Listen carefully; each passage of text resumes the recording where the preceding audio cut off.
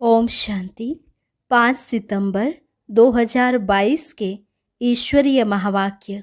पहले सुनते हैं मुरली के मुख्य पॉइंट्स। बाबा ने कहा, पहली बात यही है, सिर्फ मामेकम याद करो और किसको भी याद करना अज्ञान है। पहले पहले शांति धाम में वही जाएंगे जो जास्ती याद में रहेंगे। अभी ज्ञान सागर बाप से तुम बच्चों को जो ज्ञान रत्न मिल रहे हैं, इन अविनाशी ज्ञान रत्नों का दानी भी बनना है। देखना चाहिए हम कितना दान करते हैं। घड़ी घड़ी बोलने की प्रैक्टिस करो। ऐसे नहीं कहना कि बाबा मुख नहीं खुलता। तुम याद करते रहो और पूरा पढ़ो तो बुद्धि पूरा खुलेगी।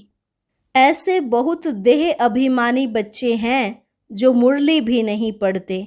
जो मुरली ही नहीं पढ़ते वह क्या ज्ञान देंगे। चेक करना है हमारी अवस्था कहाँ तक एक रस बनी है। अगर श्रीमत पर नहीं चलेंगे तो ताला बंद हो जाएगा, फिर कोई को तीर नहीं लगेगा।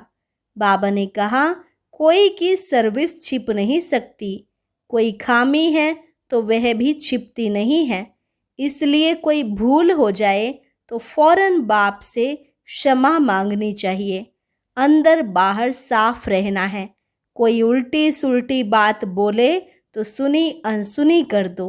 यहाँ की बातें वहाँ सुनाकर किसके दिल को खराब नहीं करना चाहिए। और लास्ट में बाबा ने कहा, कभी कोई से सर्विस नहीं लो, अपने हाथ से ही भोजन आदि बनाओ। तुम्हें रूहानी जिस्मानी दोनों सर्विस करनी है। अगर तुम बाबा की याद में रह किसको दृष्टि देंगे तो बाप की बहुत मदद मिलेगी। लेकिन कभी यह अहंकार ना आए कि ये हमने किया है। और अब सुनते हैं महावाक्यों को विस्तार से। मुरली का सार। मीठे बच्चे, ज्ञान सागर बाप से तुम बच्चों को जो अविनाशी ज्ञान रत्न मिलते हैं, उन ज्ञान रत्नों का दान करने की रेस करनी है। प्रश्न, माला में नंबर आगे व पीछे होने का मुख्य कारण क्या है? उत्तर, श्रीमत की पालना। जो श्रीमत को अच्छी तरह पालन करते वह नंबर आगे आ जाते हैं, और जो आज अच्छी पालना करते कल देह अभिमानवश श्रीमत में मन मत मिक्स कर देते, वह नंबर पीछे चले जाते। कायदे अनुसार श्रीमत पर चलने वाले बच्चे पीछे आते भी आगे नंबर ले सकते हैं। गीत, रात के राही थक मत जाना, सुबह की मंजिल दूर नहीं। ओम शांति। बाप दादा दोनों कहते हैं ओम शांति। दोनों का स्वधर्म शांत है। हम बच्चों के अंदर से भी निकलना चाहिए। ओम अर्थात अहम आत्मा का स्वधर्म है शांत। अभी हम जाते हैं शांति धाम में। पहले पहले हमको बाबा शांति धाम में ले जाएंगे। पहले पहले कौन जाएंगे? जितना जो याद में रहेंगे वह जैसे कि दौड़ी पहनते हैं। अभी तुम आत्म अभिमानी बनते हो, उसमें बहुत मेहनत लगती है। आधा कल्प से तुमको रावण ने देह अभिमानी बनाया है। अभी बेहद का बाप परम पिता परमात्मा हमको देही अभिमानी बना रहे हैं और अपने घर का रास्ता बता रहे हैं। जो घर का मालिक है वही बता रहे हैं। दूसरा कोई भी मनुष्य रास्ता बता न सके, कायदा नहीं है। एक ही बाप आकर बतलाते हैं। उनका नाम है दुख हरता, दुख से लिबरेट करने वाला, जिसकी महिमा भी भक्ति मार्ग में गाते आते हैं। ऐसे नहीं सतयुग में आत्मा ऐसे कहती है कि हमको बाप ने दुख से छुड़ा करके सुख धाम में भेजा है। नहीं, यह ज्ञान अभी तुमको मैं समझाता हूँ। यह ज्ञान का पार्ट अभी ही चलता है, फिर यह पार्ट पूरा हो जाता है, फिर प्रारब्ध शुरू हो जाती है। पतित से पावन बनाने का पार्ट एक ही बाप का है जो कल्प कल्प पार्ट बजाते हैं। तुम जानते हो हम आधा कल्प पावन थे, फिर रावण राज्य में आकर नीचे उतरते हैं, कला कमती होती जाती है। भारत में ही देवताएं 16 कला संपूर्ण सर्वगुण संपन्न थे, फिर उन्हों को पुनर्जन्म लेते लेते नीचे जरूर आना है, कला कमती होनी ही है। परंतु यह वहाँ मालूम नहीं रहता है। यह सारा ज्ञान अभी तुम्हारी बुद्धि में है। पावन देवी देवताएं पतित कैसे बनते हैं, आओ तो 84 जन्मों की कथा सुनाए। 84 के चक्र की यह सत्य कथा है। वह तो झूठी कथा सुनाते हैं, चक्र की आयु लंबी चौड़ी बता देते हैं। यह 84 के चक्र की कथा सुनने से तुम चक्रवर्ती राजा रानी पद पाते हो। यह गुह्य बातें सन्यासी आदि नहीं जानते, उनका धर्म ही अलग है। पहले माँ बाप पास जन्म लेते हैं तो मंदिर आदि में जाकर पूजा करते हैं, फिर जब वैराग्य आता है तो घर बार छोड़कर चले जाते हैं।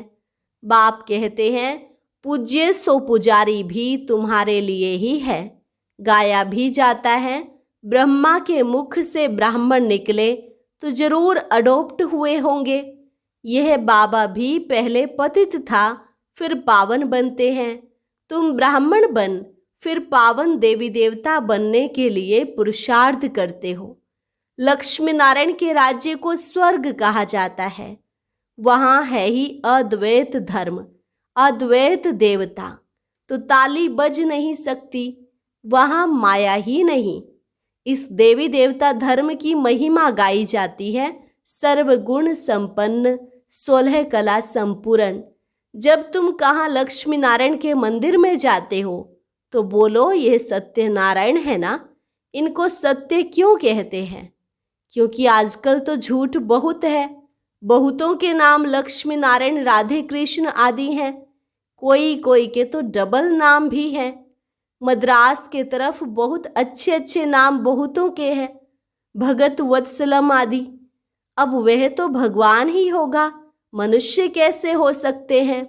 अभी तुम बच्चों की बुद्धि में हैं, आत्माओं का परम पिता परमात्मा सामने बैठा है। बाबा की तरफ तुम देखते रहेंगे तो समझेंगे पतित पावन मोस्ट बिलवेड बाबा है। आत्मा कहती है निराकार बाबा हम आत्माओं से बात कर रहे हैं। निराकार परम पिता परमात्मा आकर आत्माओं को पढ़ाते हैं। यह कोई शास्त्रों में नहीं है। समझो कोई कहते हैं श्री कृष्ण के तन में परम पिता परमात्मा प्रवेश करते हैं, परंतु श्री कृष्ण का तो वह रूप सतयुग में था। उस नाम रूप में तो श्री कृष्ण आ न सके। श्री कृष्ण का तुम चित्र देखते हो वह भी एक्यूरेट नहीं है। बच्चे दिव्य दृष्टि में देखते हैं, उसका तो फोटो निकाल न सके। बाकी यह मशहूर है श्री कृष्ण गोरा सतयुग का पहला प्रिंस था, जो फिर विश्व के महाराजा महारानी बनते हैं। लक्ष्मी नारायण से ही राज्य शुरू होता है, राजाई से संवत शुरू होता है ना। सतयुग का पहला संवत है विक्रमाजीत संवत। भले पहले जब श्री कृष्ण जन्मता है उस समय भी कोई न कोई थोड़े बहुत रहते हैं जिनको वापस जाना है। पतित से पावन बनने का यह संगम युग है ना। जब पूरा पावन बन जाते हैं तो फिर लक्ष्मी नारायण का राज्य नया संवत शुरू हो जाता है, जिनको विष्णुपुरी कहते हैं। विष्णु के 2 रूप लक्ष्मी नारायण से पालना होती है। अभी तुम वह बनने का पुरुषार्थ करते हो। तुम कहेंगे हम 5000 वर्ष बाद पुरुषार्थ करते हैं बाप से वर्षा लेने का। पुरुषार्थ अच्छी रीति करना है। टीचर को मालूम तो रहता है ना कि स्टूडेंट कहाँ तक पास होंगे। तुम बच्चे भी जानते हो कि हमारी एक रस अवस्था कहाँ तक बनती जाती है, कहाँ तक हम बाप से अविनाशी ज्ञान रत्नों का दान ले फिर दान देते रहते हैं। यह अविनाशी ज्ञान रत्नों का दान और कोई भी नहीं कर सकता है। ज्ञान सागर बाप से यह तुमको ज्ञान रत्न मिलते हैं, वह जिस्मानी हीरे मोती नहीं हैं। तो तुम बच्चों को फिर अविनाशी ज्ञान रत्नों का दानी भी बनना है। अपने को देखना चाहिए हम कितना दान करते हैं, मम्मा बाबा कितना दान करते हैं। हमारे में जो अच्छे ते अच्छी बहनें हैं कितना अच्छा दान करती हैं। रेस चल रही है ना, फाइनल पास तो हुए भी नहीं हैं। कहेंगे प्रेजेंट समय यह तीखे हैं। आगे जो माला बनाते थे और अभी जो माला बनाए तो बहुत फर्क पड़ जाए। 4-5 नंबर वाले दाने जो थे वह भी मर गए। कई जिनको आगे नंबर में रखते थे वह अब नीचे नंबर में पहुंच गए हैं, नए नए ऊपर आ गए हैं। बाबा तो सब जानते हैं ना, इसलिए कहा जाता है गुड़ जाने गुड़ की गोथरी जाने। बाबा बतलाते भी रहते हैं आगे तुम्हारी अवस्था अच्छी थी, अब नंबर नीचे चला गया है, क्योंकि कायदे अनुसार श्रीमत पर नहीं चलते हो, अपनी मत पर चलते हो।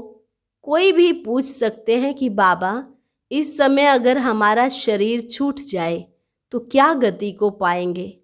गीता में कुछ यह अक्षर हैं, आटे में नमक मिसल है ना। सब पुकारते रहते हैं बाबा हमको रावण राज्य से छुड़ाओ, दुख हरो। सच्चा सच्चा हरिद्वार यह हुआ ना, दुख हरता परम पिता परमात्मा को ही हरि कहा जाता है, ना कि श्री कृष्ण को। परम पिता परमात्मा ही दुख हरता सुख करता है। तुम सुख धाम के मालिक बनते हो ना। योग बल से तुम विश्व के मालिक बनते हो। उन्हों का है बाहुबल, शारीरिक बल, जो बुद्धि से बॉम्ब्स निकाले हैं। यहाँ सेना आदि की तो कोई बात नहीं। दुनिया में यह किसको पता ही नहीं कि योग बल से कैसे विश्व की बादशाही मिलती है। बाप ही आकर यह योग सिखलाते हैं। बाबा कहते हैं मामेकम याद करो, मैं ज्ञान का सागर हूँ। महिमा गाते हैं ना, ज्ञान का सागर, सुख का सागर, पवित्रता का सागर। ऐसे कभी नहीं कहेंगे योग का सागर। नहीं, योग का सागर कहना रोंग हो जाए। बाप ज्ञान का सागर पतित पावन है, जरूर ज्ञान की ही वर्षा करते होंगे। पहली बात बाप कहते हैं मामेकम याद करो, और किसको भी याद करना अज्ञान है। सृष्टि के आदि मध्य अंत का ज्ञान बाप ही सुनाते हैं, योग के लिए भी शिक्षा देते हैं, और सब योग के लिए उल्टी शिक्षा देंगे उनको जिस्मानी योग कहा जाता है। शरीर को ठीक रखने के लिए यह है रूहानी योग। यह राजयोग की बात कहाँ भी है नहीं, सिवाय बाप के और कोई राजयोग सिखला न सके, जानते ही नहीं। तुम यह राजयोग सीखते सीखते चले जाएंगे, जाकर राज्य करेंगे। राजयोग के कोई चित्र थोड़े ही हैं, तुम यह बनाते हो समझाने के लिए, सो भी कोई देखने से तो समझ ना सके। समझाना पड़े। यह ब्रह्मा राजयोग सीख कर जाए नारायण बनते हैं, यह बाजू में चित्र है। ये सब बातें धारण करना बुद्धि की बात है। इसमें टीचर क्या करेंगे? टीचर बुद्धि को कुछ कर नहीं सकते। कोई कहते हमारी बुद्धि को खोलो, बाबा क्या करे? तुम याद करते रहो और पूरा पढ़ो तो बुद्धि पूरा खुलेगी। बच्चों को पूरा सिखलाया जाता है। बाबा कहो, मम्मा कहो तो जरूर कहेगा, तब तो सीखेगा ना। बिगर कहे सीखेगा कैसे? इसलिए बच्चों का मुख खुलवाया जाता है। मेहनत करनी है, बाप का परिचय देना है। वह है ऊंचे ते ऊंचा भगवान, सबका रचयिता। उनसे सबको स्वर्ग का वर्षा मिलता है। फिर रावण राज्य में वर्षा गवाते गवाते नरक बन जाता है। देवताएं पावन थे, फिर पतित बने, फिर पतित पावन बाप आया है। कहते हैं मुझे याद करो तो विकर्म विनाश होंगे, और कोई उपाय है नहीं। योग अग्नि से ही विकारों रूपी खाद निकलेगी। याद करते करते तुम पावन बन गले का हार बन जाएंगे। घड़ी घड़ी बोलने की प्रैक्टिस करो। सिर्फ कहना थोड़े ही है, बाबा मुख खुलता नहीं है। श्रीमत पर चल, जितना याद करेंगे उतना उच्च पद पाएंगे। श्रीमत पर नहीं चलेंगे तो ताला बंद हो जाएगा, तीर लगेगा नहीं, खुशी का पारा चढ़ेगा नहीं। अपनी मत पर चलेंगे तो बाबा कहेंगे यह तो रावण मत पर हैं। बहुत देह अभिमानी बच्चे हैं जो मुरली भी नहीं पढ़ते हैं। जो मुरली ही नहीं पढ़ते वह क्या ज्ञान देंगे। अनेक प्रकार की नई नई पॉइंट्स निकलती रहती हैं। देही अभिमानी बनने का पुरुषार्थ करना है। इस पुरानी देह को भी छोड़ देना है। ये तो मरा हुआ चोला है। ऐसे ऐसे अपने से बातें करते रहना है। कोई की सर्विस छिप नहीं सकती।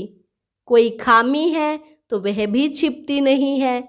माया बड़ी शैतान है, अनेक प्रकार के उल्टे काम कराती रहती है। कोई भूल हो जाए तो फौरन बाप से क्षमा मांगनी चाहिए। अंदर बाहर बहुत साफ होना चाहिए। बहुतों में देह अभिमान बहुत रहता है। बाबा ने समझाया है, कभी कोई से भी सर्विस नहीं लो। अपने हाथ से भोजन आदि बनाओ। रूहानी जिस्मानी दोनों सर्विस करनी है। बाबा की याद में रहे किसको दृष्टि देंगे तो भी बहुत मदद मिलेगी। बाबा खुद प्रवेश कर सर्विस में बहुत मदद करते हैं। वह समझते हैं हमने किया, अहंकार झट आ जाता है। यह नहीं समझते कि बाबा ने करवाया। बाबा प्रवेश होकर सर्विस करवा सकते हैं, फिर तो और ही डबल फोर्स हो गया। किसको लिफ्ट मिली, जाकर उच्च सर्विस करने लग पड़े तो खुश होना चाहिए ना। इसमें ईर्ष्या की क्या बात है। कभी भी पर चिंतन नहीं करना चाहिए। यहाँ की बातें वहाँ सुनाएंगे। भले कोई ने कुछ कहा भी, फिर भी दूसरे को सुनाकर नुकसान क्यों करना चाहिए। ऐसे तो बहुत झूठी बातें भी बनाते हैं। फलानी तो ऐसी है, यह है। ऐसी झूठी बातें कभी नहीं सुनना। कोई उल्टी सुल्टी बात बोले तो सुनी अनसुनी कर देना चाहिए। किसके दिल को खराब नहीं करना चाहिए। अच्छा, मीठे मीठे सिकिलधे बच्चों प्रति माता पिता बाप दादा का याद प्यार और गुड मॉर्निंग। रूहानी बाप की रूहानी बच्चों को नमस्ते। रूहानी बच्चों की रूहानी बाप दादा को नमस्ते नमस्ते, गुड मॉर्निंग। धारणा के लिए मुख्य सार। पहली पॉइंट, बाप से अंदर बाहर साफ रहना है। कोई भी भूल हो जाए तो फौरन क्षमा मांगना है। रूहानी जिस्मानी दोनों प्रकार की सेवा करनी है। दूसरी पॉइंट, कभी भी ईर्ष्या के कारण एक दो का पर चिंतन नहीं करना है। कोई किसी के प्रति उल्टी सुल्टी बातें बनाए तो सुनी अनसुनी कर देना है। वर्णन करके किसी की दिल खराब नहीं करना है। वरदान, फ्राक दिल बन दुखी अशांत आत्माओं को खुशी का दान देने वाले मास्टर रहम दिल भव। फ्राक दिल बन दुखी अशांत आत्माओं को खुशी का दान देने वाले मास्टर रहम दिल भव। वर्तमान समय लोगों को और सब कुछ मिल सकता है, लेकिन सच्ची खुशी नहीं मिल सकती। इसलिए ऐसे समय पर दुखी अशांत आत्माओं को खुशी की अनुभूति करा दो तो वे दिल से दुआएं देंगी। आप दाता के बच्चे हो तो फ्राक दिली से खुशी का खजाना बांटो। रहम दिल के गुण को इमर्ज करो। कभी भी यह नहीं सोचो कि यह तो सुनने वाले ही नहीं हैं। भले कोई अपोजिशन भी करे तो भी आपको रहम की भावना नहीं छोड़नी है। रहम भावना, शुभ भावना फल अवश्य देती है। स्लोगन, ज्ञान योग की पालना ही रूहानी पालना है।